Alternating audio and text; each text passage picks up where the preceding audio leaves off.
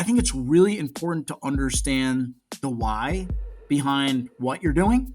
And I don't think people push hard enough early in their careers, right? To say, wait, hold on, why am I doing it this way? Why are we selling it this way? Why is it set up this way? Why does it work this way? Right?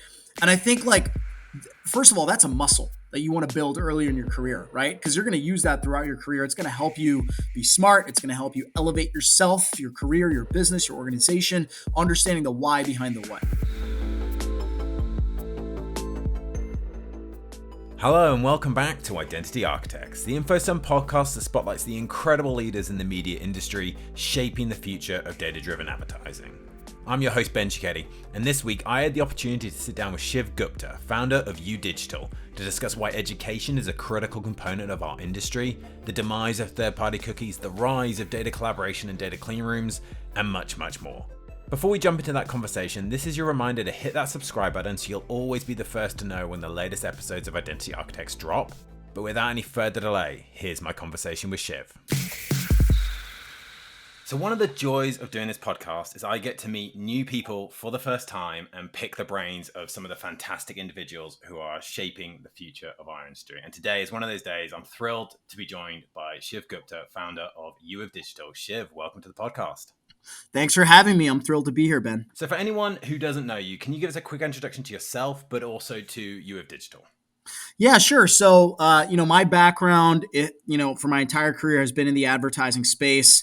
I started my career back in 2007 at a little company called advertising.com, which, a lot of people actually don't know the brand anymore, but it was one of the original kind of pioneering companies of the ad tech and programmatic industry. It was actually bought by AOL in 2004. For some like 500-ish million dollars, which at that time was insane for this just unknown company doing some weird stuff with real-time bidding, So that was an awesome experience for me. It was part of AOL. So I was at AOL for about 10 years, mostly in sales and sales leadership. I was at Criteo running a sales team in the US. And then in 2018, I launched UDigital, right? So the idea behind UDigital and what we are today is, I had a front row seat, and I'm sure a lot of people experience this all the time. There's a lot of knowledge gaps across our space, right? There's a lot of knowledge asymmetry depending on, where you sit. If you're at an agency, if you're at a vendor, if you're on the buy side, people have their own little bubbles of, the ecosystem. They understand certain things, but the second they have to go outside those bubbles, it becomes challenging, right? There's so much out there to know about and to learn, and there's no real structured way to learn this stuff, right? How do you do it? You go to Google and you start typing things in and you go down rabbit holes. And that's not efficient, right? We should be better as an industry. So I kind of identified that this was a problem. I also realized I love teaching. I love development. I love education personally. So I wanted to marry those things, right? The need in the market, my kind of passion, and that's how UDigital was born. So that's what we do today for the industry. That's awesome. And it's such a complex industry, and it's an ever-changing industry. So there's that need for kind of not only education on everything that happens now, but a constant evolution of that education as new topics and new technology emerge. So that's super exciting. Absolutely. We're going to start the way we normally do, which is getting to know you a little bit better with a series of quick-fire questions. So firstly, what is your earliest memory of advertising? So I'd say my earliest memory of advertising would probably, like, at least what I think of is probably the Super Bowl, right? So, I remember being a little kid and, ordering pizza and saying like, none of my family watched football growing up, right? I didn't watch football. My sister, my parents, nobody watched football, but we watched the Super Bowl. And, we would turn on the Super Bowl. It was a cultural event in the United States. So you turn on the Super Bowl. You have no clue like who the teams are, who the players are. I was the one that was kind of getting into like understanding the rules of the game, if anything. But really, the people like my family showed up in front of the TV set to watch the commercials, right? Like that was the big event. What commercials are going to be on? Are they going to be funny? Are they not? Let's judge them. And so that to me, I remember like being a pretty seminal moment of like, wow, this is pretty powerful stuff, right? Like this matters. Culturally, it matters. So I'd say that's probably my earliest memory of advertising. Yeah, I mean, it's incredible to think how big a part of the Super Bowl the commercials are, right? Like when, obviously as a Brit, we wake up in the morning and it's all over YouTube. Every article is here's the top adverts. It's all over social and so on and so forth. So it's incredible that that's the lasting thing people remember often about the Super Bowl rather than the game itself, which is pretty incredible. Yeah, absolutely. And even today, right? Like my wife does not care about the game at all, but I'll get her to sit there and watch it with me because she's like, all right, I guess I'll watch the halftime show and I'll watch some of the commercials, you know? Yeah, that makes total sense. Yeah, I can completely identify with that approach. So before you kind of landed in advertising, what did you want to be when you were growing up? What did you want to do when you grew up? Yeah, so this is not, I guess, super exciting, but I grew up in a family of entrepreneurs, right? So I grew up. My mom was an entrepreneur. She ran preschool and daycare businesses. My dad, started a computer repair shop. That where he was like hardware repair for computers. And I saw it even before I got into running my own company. Like my sister was an entrepreneur as well, and then my parents were entrepreneurs. So I grew up in this family, this culture of entrepreneurship, and entrepreneurship was exciting, right? Like building something was exciting.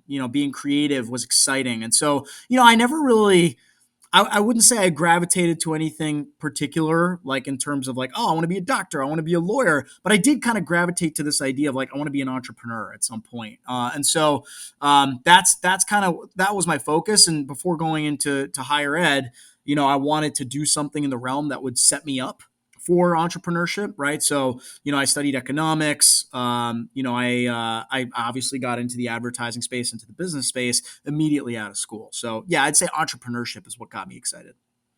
That's awesome. So was the role at advertising.com, was that your first advertising, marketing, media job? It was my first job. And yes, it was my first advertising job. And it was actually a really cool job because, advertising.com, for the people that know it, was kind of legendary in the sense that they gave the analysts a lot of say, right? And these were kids like me out of college. They gave them a lot of kind of like latitude and say in how the business was run. The young analysts actually had a lot of say over like the salespeople and the deals they were selling, right? And how to sell them because the economics of that business was crucial. It wasn't like we weren't selling deals a lot of times on a CPM basis. We were selling CPC and CPA deals where there was risk on both sides, on the advertiser side and on the vendor side, right? So the analysis was crucial in making sure the business was healthy, and that was our job. So that was a really cool experience. So what do you think it was about the advertising industry that drew you in initially, and then what's kept you involved in it to this day?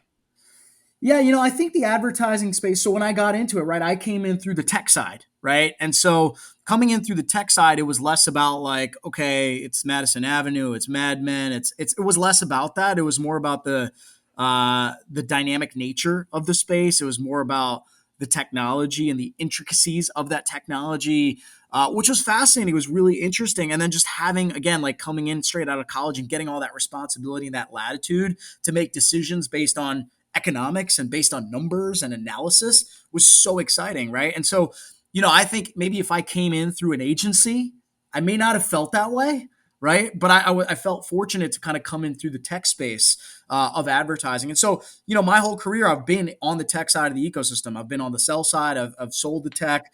Now, obviously, I'm teaching about the tech. And so that's what gets me excited. It's so fast paced, to your point that you made earlier. It's changing all the time. That's exciting, right? There's a lot of industries that don't evolve as rapidly, and just like having something to learn about all the time, I think is exciting. I also think there's a certain element of like, so I think being like a doctor, right, is so important to society, right? Or being a teacher, and actually, I guess I'm doing a little bit of that now, but not really. But those things are so critical to society. There's a certain like frivolousness to the advertising Mm. space. I mean, this sounds bad, but I feel like genuine about this. Like that makes it fun and light and easy. Right. And I appreciate that. Right. I really appreciate the people that have very serious and heavy jobs, and I appreciate that I don't have to do that necessarily, right? I have something that's a little bit more like whimsical in terms of impact on society. Yes, I understand advertising is important for the economy and GDP, et cetera, but it is a little bit whimsical, right? So I appreciate that. I enjoy that. I like that. And then marry that to the dynamism of the space. It's exciting.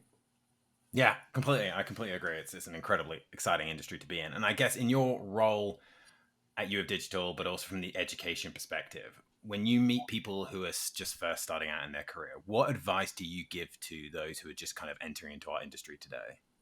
Yeah, I'd say a couple things. So first, I'd say like, especially early on, I think it's really important to understand the why behind what you're doing. And I don't think people push hard enough early in their careers, right? To say, wait, hold on, why am I doing it this way? Why are we selling it this way? Why is it set up this way? Why does it work this way? Right.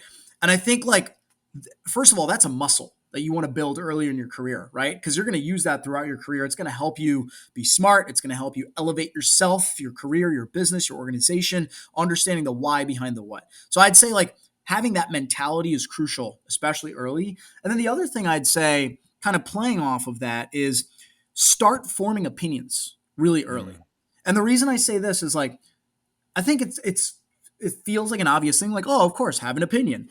Having opinions is hard. It's not easy, right? If you think about it, like the example I always use is like when you read the news, right? If you read an article, oh well, InfoSum is partnering with the trade desk, let's say, right? You read that press release, and I'd say 9 out of 10 people read the press release and they just keep moving, right? 1 out of 10 people read the press release and they take a few minutes after reading it to think about it and form an opinion. And that part of it is hard, right? That requires like mental gymnastics. That requires maybe asking some questions, maybe doing some follow up work. And forming that opinion is what separates people, I think, again, helps people elevate themselves, elevate their careers, impact the business a lot more than the folks that are just kind of going through the motions. So I'd say those are the things that I would tell young people starting in the space right now.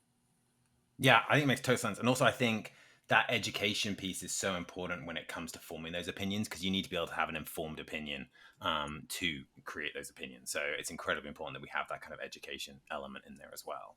Absolutely. And speaking of education, how would you describe what you do within the media and advertising industry or the media and advertising industry as a whole to a 10-year-old? Um, so this used to be hard for me because I was like selling complicated stuff and describing it to a 10-year-old was hard. Now it's a lot easier, right? Hey, I'm a teacher. I teach. I educate. My company educates about a pretty intricate, kind of modern, fast-paced, rapidly evolving technology-based topic, and people need that education because it's changing so fast. And that education doesn't exist in primary school. It doesn't exist in even colleges for most intents and purposes. And so, we help train people and educate people on this crazy industry. And we're 10 minutes into recording this podcast, and it's incredibly clear to me just how passionate and excited you are by what you do and what we do as an industry. How do you remain inspired? What inspires you on a daily basis? I really, what inspires me, I think, is like being around people that are proud to put out quality work. I think is what really gets me going, right? Like I like to surround myself with those types of people that are like constantly doing things or creating output that like they really care about, they are proud of, right? That is high quality because they are proud of it. Those people inspire me all the time, and they're around us. They're everywhere, right? There's tons of people like that at InfoSum. There's people like that at U of Digital. There's people like that across the industry, and just being around those people gets me going, right? And so I'd say, yeah, I'd say that's my inspiration, right? There's always other little micro doses of inspiration, in like sports and in politics and in pop culture. But I'd say like what gets me going every day is the people I'm working with on a regular basis in this industry that are inspiring to me. Yeah, I mean, what I love about that question is how often the response is about people because it just shows how important people are to the places we work, the industries we're in, why networking events are so important. It's why, when you go to these events, these advertising industry events, it feels like we are a community in those moments and we feel like an ecosystem in those moments. And it's just awesome to hear kind of how often people are the inspiration and the driving force behind our industry. And speaking of favorite questions, this one is mine because it always gives me a unique insight into every individual that I get to meet on this podcast. If there was a song that was a soundtrack to your life, what would it be? So you gave me the questions ahead of time, so I thought of this one. I had to put some time in. I wasn't like, oh, I know off the top of my head. I had to think about it. I'd say it would be "Here Comes the Sun" by the Beatles, um, Amazing.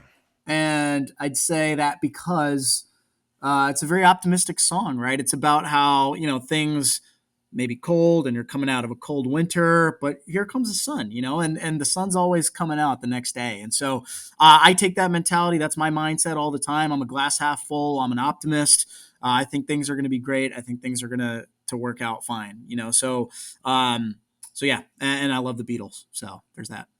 Yeah, it's a great song. It's probably my favorite Beatles song, so I think that's a great choice. And we have a Identity Architects playlist on Spotify, so we will add that to the playlist, and people can enjoy that as well. Love it. So we'll move on to some of more kind of meaty industry topic related questions now. And so from your perspective, why is what you do at UDigital, why is education such an important aspect of the media industry at large and within organizations? Yeah, so I think that education is critical for a couple of reasons. One is, you mentioned this earlier, and we've talked about it a couple times already. The pace of change in our space is accelerating, right? It's only getting more and more complicated. There's new technologies coming out at a faster clip all the time. There's new acronyms, there's new jargon, there's new companies, and because of that, if you don't evolve rapidly with it, if you don't learn about everything that's going on, you're going to fall behind, right? And so, what's interesting, I think about this with you of digital all the time. We didn't have a purpose as a company, I'd say like 40, 50 years ago, right? When industries were static for the most part, right? So you think about like old school industries, you think about paper, you think about oil and energy, you think about finance, right? So like a lot of these older industries, once you were in it, and you kind of learned it, let's say for the first few years of your career, you knew it, right? And then it was more about how hard do you work? What relationships do you have? Maybe how smart you are. That's it. That's what it was about. And so a company like you of digital didn't have a place in corporate America, let's say in the 70s and the 80s, right? Now, fast forward now, we exist because technology, the industry is technology, and technology changes really fast, right? And what's interesting about our existence is like, I don't think most industries, especially like, I mean, media and advertising, obviously, but even other tech industries, right? Like fintech, energy tech, like a lot of these industries, I don't think have caught on to the idea that you actually need structured education and training about the industry because we have inertia as a society, right? This whole concept is kind of new, but I think technology, the rapid pace of change of technology calls for this type of service, right? So I'd say that's number one. Number two is, especially in media and advertising, there's so much convergence nowadays. I mentioned this earlier, right? So ad tech is converging with martech, right? Social is converging with, let's say, display. So linear is converging with streaming, right? And so on and on and on. There's all this convergence. And again, I mentioned this earlier, like people live in bubbles, right? Like if you grew up in linear, you're in a linear bubble. You don't understand how to talk about streaming TV and connected TV and all the new measurement solutions and all the different kind of jargon associated with that space.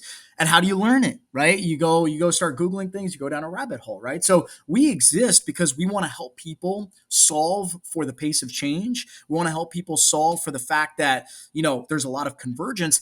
I was at CES and I heard this constantly as a theme in my meetings at CES, which is companies have done a great job of evolving their products into new areas, right? Okay, well, if you're a linear TV company, now you're doing this cool stuff with CTV. Now you're using a clean room, now you're using an ID solution. Cool, awesome. You've evolved your product. Have you evolved your people?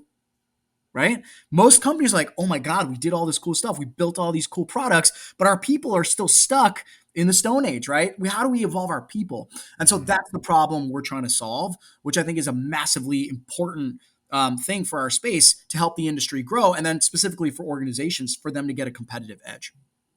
Yeah, I think that's so spot on, and it's such an important aspect of what we do, and it's the only way we can all stay competitive as individuals, as organizations, to kind of feel that kind of constant awareness of everything that's going on around us and not to kind of get stuck in. Because even as you talk about different industries and different areas of expertise, even as a company, you can get stuck in your own bubble and only thinking about what's going on in your world. To have that kind of more holistic understanding of here's what everyone else is dealing with, it's just a good awareness piece, but it also could unlock new opportunities for you when you realize there's different use cases, different applications for your technology, and so on and so forth. So it's just such an important aspect of, I think, of what we do, is that kind of constant education and constant questioning of kind of, again, going back to what you were saying earlier about the why are we doing the Yep. things that we're doing the way we're doing them. Yeah, and it's not a unique challenge, right? So most of the companies that we talk to in the space, they all say the same type of stuff, right? They say, listen, we're very inward facing, right? We're very myopic. We only think about our world. We're not looking outside enough, right? Oh, when we need to learn some about these things, about some of these things, we'll tap somebody internally to try to like be a subject matter expert and train their entire kind of company on that topic, right? So it's constant. That's the same themes over and over again, and it kind of leads, all roads lead back to kind of like U of Digital can provide a lot of value to these companies by bringing external voice, right? Kind of scaling knowledge in a very holistic, engaging kind of way where people actually not only can learn but they can enjoy that process. So yeah, I can keep going and going about this, but we can keep moving. Yeah, no, it's so important. I think, you Digital's clearly doing a fantastic job of educating the industry and organizations within it. But one of the things I'm consistently struck by is that the average consumer likely has no awareness of the role they play on a daily, minute by minute basis, realistically, within our Mhm. industry. So, what role do consumers play in that education piece? Who's responsible for educating them on how their data is used and that value exchange that we all know exists between consumers and brands and media owners? Yeah, this is a tough one, right? Because I don't think there's not a right answer. Obviously, there's a lot of hypotheses and thoughts. I think consumers are obviously critical. They form the industry, right? Their behaviors and what they do kind of form the industry and what we do, in order to reach them, right? So I think it's important to bring them into the conversation. I also think it's important to have a delicate kind of balance between like oversharing, and kind of like bombarding. Like, so for example, right, the whole idea of the pop-ups nowadays, right? Like the consent pop-ups. I think it's a bit much, and I don't think consumers care enough to read what's going on, about some of that stuff. And so I think it's important to like, yes, to be able to talk about the value exchange and be able to get the consumers into the conversation, but do so in a really thoughtful, concise, easy to understand way. And I think we fail at that over and over and over again, right? If anything, right, I think Apple has done a fantastic job of bringing them into the conversation, but in a way that is, let's say, to the detriment of all of Apple's competitors, conveniently, and in a way that obviously gives them a huge advantage. And in a way, I think that's a bit misleading, right? And so I think it's important for like the industry to kind of look at Apple and say, well, Apple's been able to effectively communicate with the consumer and bring them into the conversation. How do we all do that as well, right? And so, I think I'm going to say it, like, I think Google has done a poor job, right? So Google in particular, they're kind of following in Apple's footsteps as it pertains to privacy. I saw some of the screenshots, and I even got the message myself, like when Google started to do some of the privacy sandbox stuff, the cookie deprecation stuff in the last few months, the messaging to the consumer is not well done. It's not well done, right? Consumer sees it. The first thing they think about is like, oh, this is what Apple was warning me about. I got it. Like this is bad news. If anything, Google's actually trying to help and like be in the same kind of mold as Apple, but they're turning consumers off by messaging it poorly, right? So I think it's incumbent on big tech. Big tech has the dollars and the muscle. We've seen it with Apple. Like Apple is the biggest advertiser in the world, right? That's why they've gotten consumers to kind of latch onto this idea of like privacy is critical. Other big tech needs to kind of follow in their footsteps and maybe tell a more, let's say, honest message, right? Or send a more honest message. And so I think that's critical. And then obviously it's incumbent upon all of us, right? Smaller companies like us, like you guys, like other clean room tech that's in the space, other ID solutions. Everybody needs to start communicating effectively with the consumer. But I also think it's important to realize like it's unrealistic sometimes to expect a smaller company to make a big impact as it pertains to like talking to the consumer. And so I do think like big tech is in the spotlight right now. Like big tech needs to do a better job, and government, I think, needs to do a better job. The IAB needs to do a better job of like talking to the consumer, but doing it in a concise way where they kind of understand what's at stake. They can make thoughtful kind of decisions. They can give consent, and they can move forward. Yeah, I think it's so important as well to your point around kind of who's controlling that narrative, right? It's, consumers don't need to, I would argue consumers don't need to know all the ins and outs of the programmatic advertising industry. They need to Right. understand to a certain level that there's a reason all this stuff is free for us on the internet. There's a reason all these social media platforms are quote unquote free to us on the internet. And it's because there is a value exchange happening, and therefore they have a role to play, but they need to be treated in a privacy first way that controls their data, that protects their data, protects their interests. And then we as the advertising industry commit to do that in exchange for that value exchange, which we've touched on. Yeah, totally agree. And obviously, as we said there, consumers don't need to understand every aspect of the industry, but even us within the industry, it's an incredibly complex world. It's ever changing, and there's a lot going on. So which aspect of the industry do you feel is still shrouded in mystery and complexity, and therefore needs further education? Well, first of all, clean rooms, right? I think clean rooms are like pretty confusing for people, right? So like you live it and you breathe it, so you understand it. But we're dealing with learners all the time, right? These are frontline salespeople, account folks, engineers, product people. You'd be surprised, right? You get into a room in this industry, the average room, you ask people what is a clean room and what does it do? 80-90% of people still don't know, right? And so I'd say that's the forefront. We're actually launching a course soon in the next couple of weeks, just data clean room fundamentals, right? It's a couple of hours, take it online, it's multimedia, there's a certification, just so people can understand the what, like how does it work? What are the use cases? Why is it important for the future of the space? What gaps does it close? How is it different from, an ID solution or from database matching or, anything that we've done in the past? So clean rooms, first and foremost, I'm on an InfoSum podcast. So I got to say that's one of the most confounding topics, and we get a lot of demand for it, right? A lot of learners are asking, like, please teach me about clean rooms. So I'd say that's the top of the list.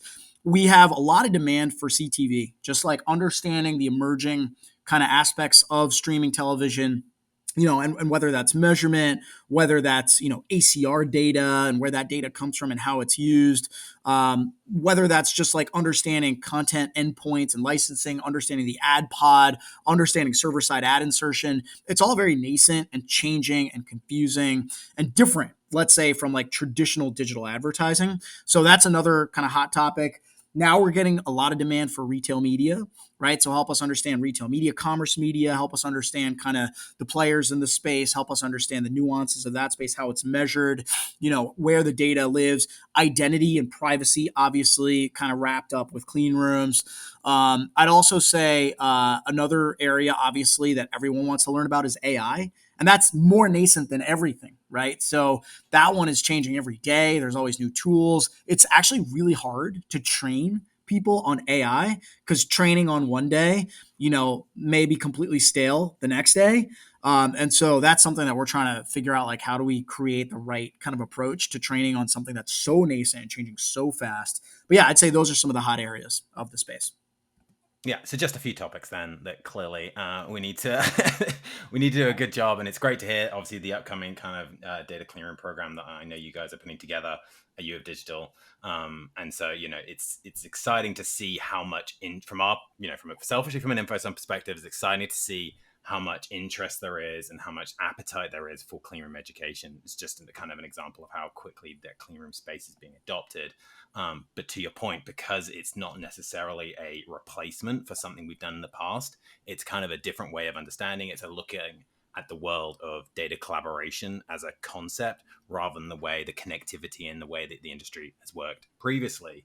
And kind of to that point, one of the common themes that comes up in lots of the conversations that we have on this podcast with lots of different industry leaders is this idea of collective responsibility and collaboration for how we rebuild the industry for a better future. How are you seeing the rise of collaboration manifesting within the media industry? Yeah, I'd say, data collaboration is obviously critical, right? Because as third-party cookies go away, I know we're probably going to talk about this later, but as third-party cookies go away, as traditional signals kind of fade away, I think the world is going from like okay, well, here's just a massive pool of data and you pick and choose what you want from that pool, and you do what you please with it. I think we're moving towards a world where you have to be very surgical, right, about what data sets you want to use, how you want to use them, and then you have to figure out how to get your hands on that data, right, or match the data. And so we're kind of moving from this like world of, let's say, um, data ubiquity, right, to a world of like data silos. And in that world, in a world of data silos, collaboration is critical, right? Because data, if it's super siloed, if it lives, data sets just live on their own, there's only so much you can do with them. You need to be able to mix and match as you need. And so data collaboration is critical. Now, I would say what we're seeing right now is people are starting to catch on, but it still feels early, right? Like people are still like, I still have cookies right now. I'm still doing stuff with them. I still have maids. I still am using IP address. I feel like I still live in a little bit of a world of data ubiquity. And so like that moment hasn't come yet. That D-Day hasn't come. And maybe that D-Day is going to come later this year, right?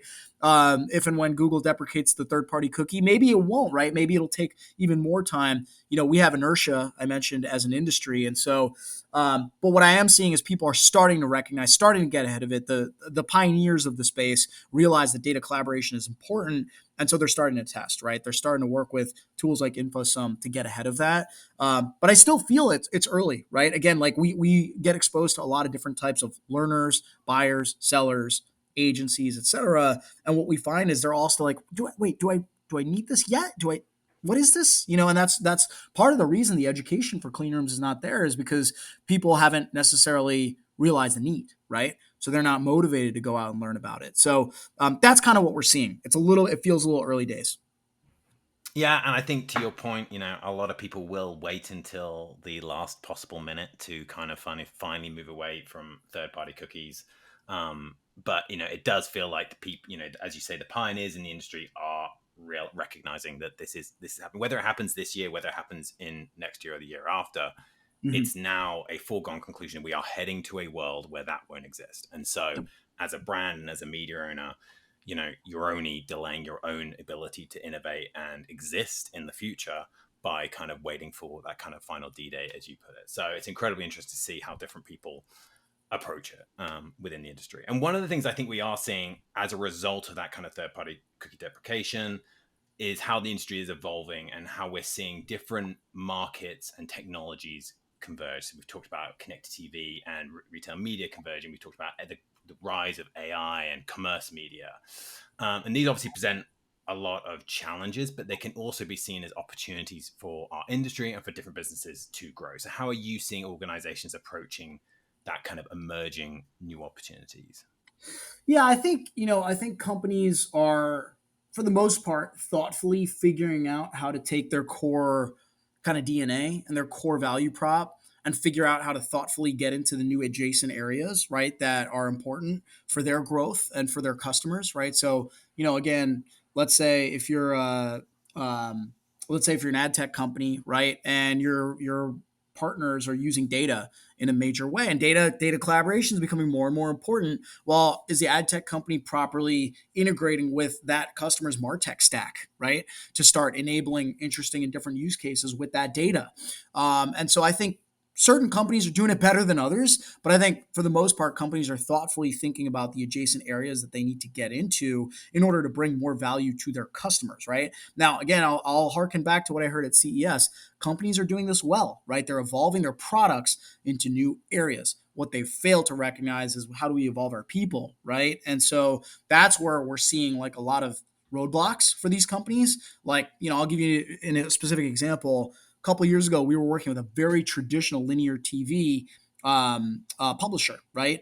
And they were doing all sorts of really cool stuff in the connected TV space, right? Because they also had a streaming offering, and they had tons of cool integration set up. They had a clean room set up. They were doing tons of stuff, but the business wasn't growing. The business wasn't kind of like growing into streaming effectively. And the reason it wasn't growing is because people on the front lines had inertia, right? They were fearful of moving into something new. They knew what they knew, and they didn't want to kind of change into the new era, right? And so that's the big stumbling block that we're seeing, and companies are now starting to catch on to it, right? And that's why we're getting a lot of interest, a lot of demand, a lot of conversations going, because people are trying to solve the how do we evolve our people problem. Yeah. Yeah. And you mentioned kind of stumbling blocks and kind of challenges that at times the industry faces. And one of the big topics and challenges I think that's been kind of throughout, kind of across the headlines over the last few months has been the idea of ad fraud, Mm-hmm. and the kind of the emergence of that within the programmatic ecosystem specifically. How can we as an industry tackle ad fraud and create more trust within the ecosystem and within the players that are part of that ecosystem?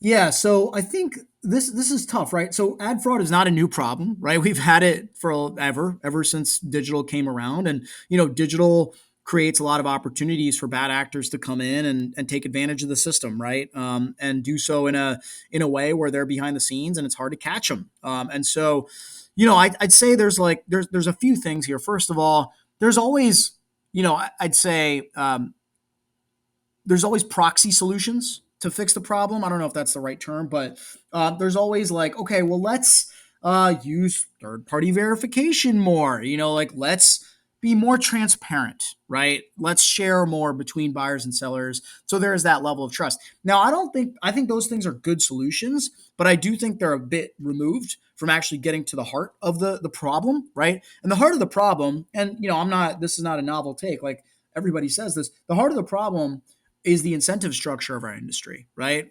The incentives across the board are not really in favor of like, okay, well, let's eradicate fraud, right? The incentives a lot of times are like, let's drive great metrics that honestly, like the metrics are kind of shoddy a lot of times. It's click based, it's, view based metrics. It's whatever like the market is measuring at that time. And so I think like, listen, I think the industry has done a better job. Like we're doing a good job of evolving the metrics. We have to keep that up, right? We have to push harder on getting to the root of like incrementality and getting to the root of like, what ads are actually working, what our ads aren't, and why. Because when we have flawed metrics, that's what enables bad actors to come in and game the system and do so in a way where no one cares, right? Everyone's like, oh, okay, cool, my metrics look good, And so I think that is the heart of the problem.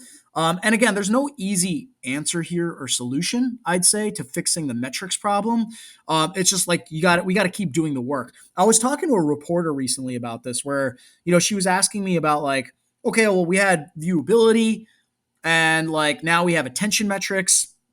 Is this a good thing? Like, are we just like kind of whack? Are we doing whack-a-mole, right? Are we covering up one problem and moving to another problem?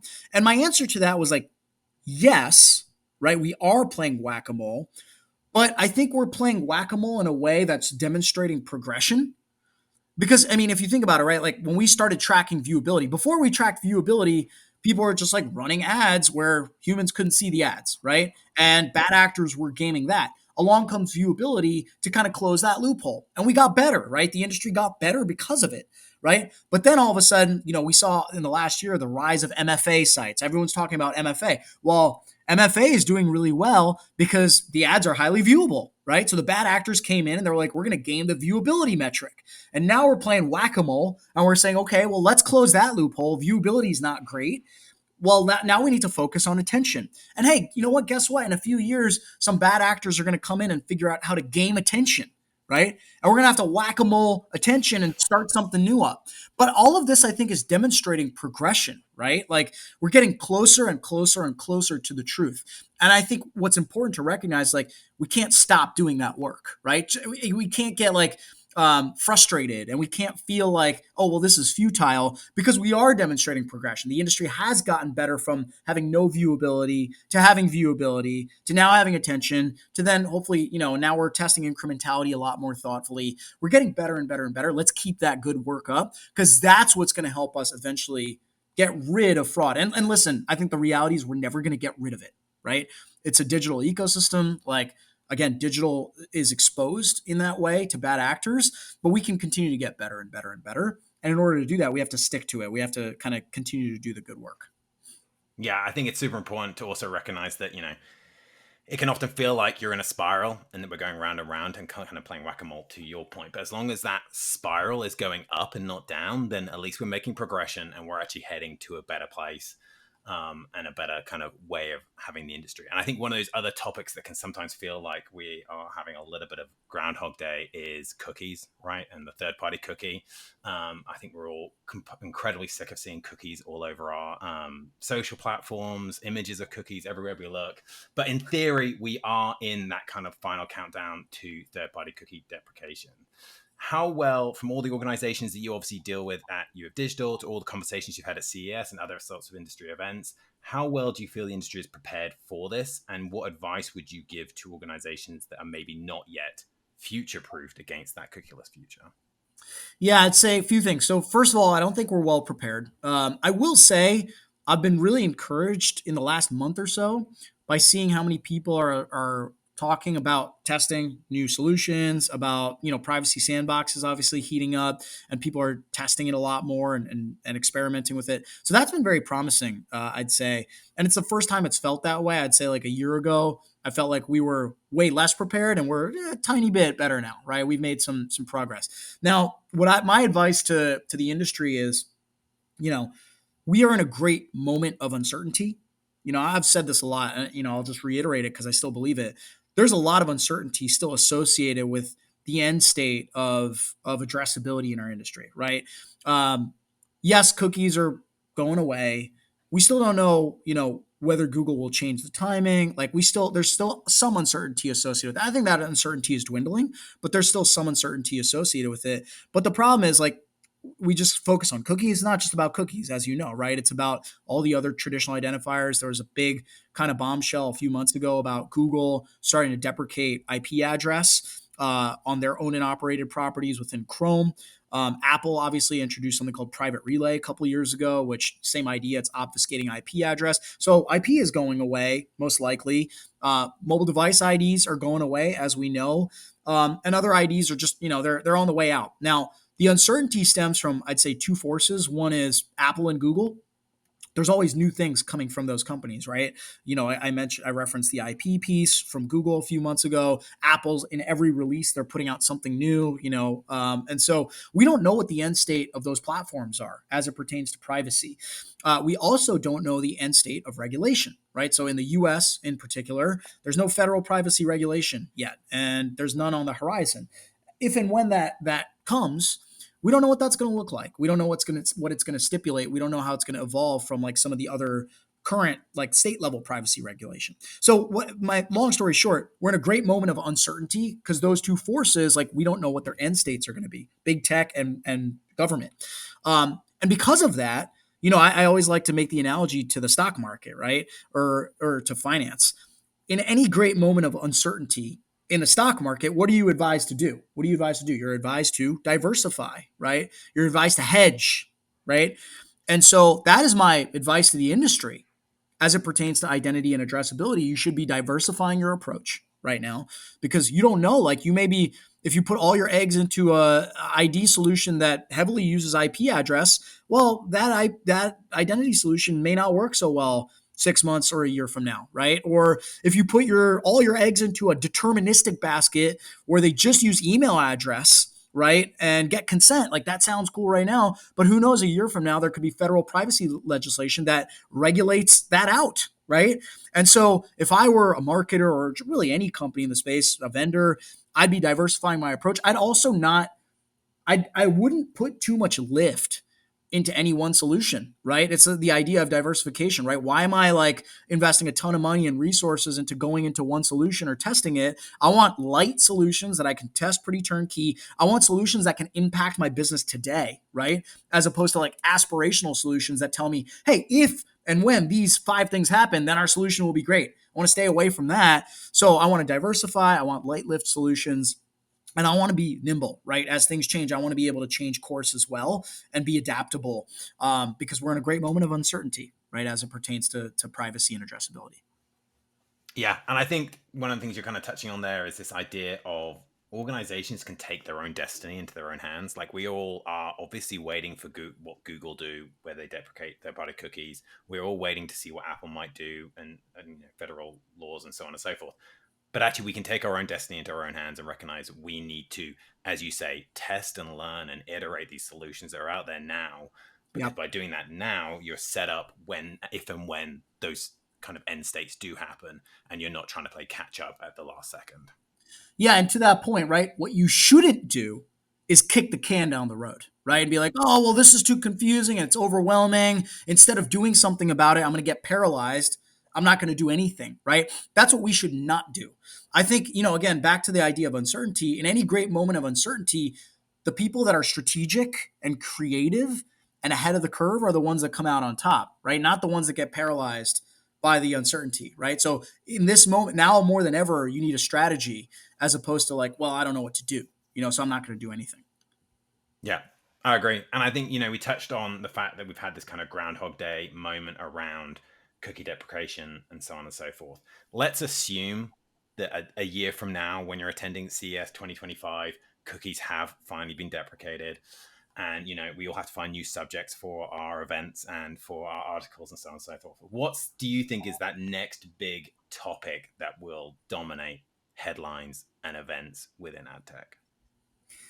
Well, I think unfortunately, I think it's going to be still about this, right? It's going to be about but it's going to be about this in a more productive way, right? It's going to be more about the solutions and what's working and what's not, the experimentation, data collaboration tools, right? I think will come to the forefront. And so I think companies like InfoSum have an awesome opportunity at CES. I mean, obviously you have a great opportunity now, but next year your opportunity becomes that much bigger because there's going to be a forcing function, right? It's coming. And so I think, next year we're going to be going in talking more about how the tools are working, who's doing well, who's not, integrations and partnerships. I think it's going to be a lot more of that, and less like, oh, the cookie is going away, right? That's going to be in the rear view mirror, right? So I'd say that's the short term. Listen, I think long term, I think the industry, hopefully, will get refocused on marketing to a certain extent, right? Like get refocused on great creative, get refocused on doing a great job um, with planning, right, and strategy. The thing, it always comes back to data, right? And so like we're never going away from that headline, right? Data is always going to be the headline, but I think right now there's a fear aspect to that headline. Hopefully next year there will be more of like an optimism headline, right? Or an optimism feeling to that headline, and full circle, here comes the sun, right? Like I hope that's where we're going. Yeah, I love that, and that's an awesome way to kind of finish off those kind of sections on questions. Is there anything we've touched on a lot, and it's been great to kind of pick your brains on all these topics? Is there any topic that we haven't touched on that you feel like we should? Anything you want to add before we kind of wrap things up? I mean, again, we could talk for hours and hours about this stuff, Ben, but listeners have a finite amount of time, so let's spare them. I think we're good. That's awesome. Well, I appreciate so much you being on the podcast. This podcast is all about meeting and spotlighting pioneers like yourself who are improving the way that data-driven advertising in our ecosystem works. So when you look to people that you admire within the industry, when you look within your network, is there anyone you would nominate for us to interview on an upcoming episode of Identity Architects? So Jay Sears, ex ad tech exec. So he was one of the founding members, I think, of the Rubicon Project, and he's just been in the space for a long time on the commercial side. He now runs an organization that's near and dear to our hearts at U of Digital called Team Dia, and Team Dia basically aggregates a bunch of ad tech execs that are passionate about teaching and learning and development and about doing good. And what they do is they go around the world and they build schools for kids that don't have access to a primary school, like in impoverished areas around the world. And it's cool because it's a bunch of ad tech people like going to Nicaragua, going to Malawi, going to Nepal. They're just on these builds all the time. And so we contribute to that organization a lot. So I'd say maybe Jay Sears would be an awesome person that inspires me that you could bring onto this podcast next. That's an awesome nomination. We will definitely reach out to them and get them on the pod. Thank you so much for being with us today. And thank you so much for kind of providing such thoughtful and thought-provoking insight into what's going on in the industry. It's a rapidly evolving world. So clearly the role of you of digital is incredibly important. But really appreciate your time and appreciate you being on the podcast. Yeah, thanks for having me on, Ben. This was a lot of fun. Thanks again to Shiv for joining us on Identity Architects. You know, we work in an incredibly complex and ever-changing industry, so it's super important that we continue to educate ourselves on the latest trends, emerging media opportunities, and the ever-growing list of acronyms. So I really appreciate the work Shiv and you of Digital are doing. All that leaves me to do is to remind you to hit that subscribe button so you know when the next episode of Identity Architects drops. But until then, thanks for listening.